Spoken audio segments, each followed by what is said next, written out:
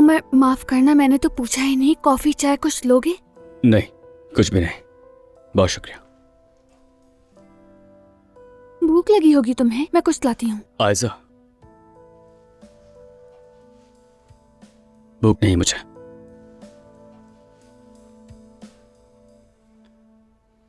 बस मेरा दिल बोझल है।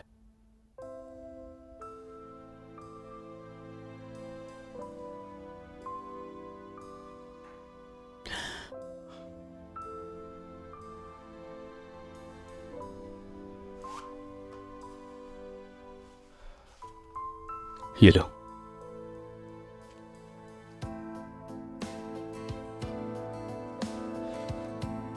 ये वो असली दस्तावेजात हैं जिन पर मेहमत ने तुमसे दस्तखत करवाए।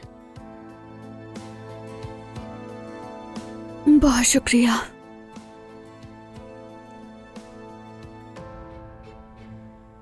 मेहमत तुम्हें कभी नुकसान नहीं पहुंचा सकता। कहा था ना, मैं इसकी इजाजत उसे कभी नहीं दूंगा। याद है तुम्हें? हाँ, अच्छी तरह याद है।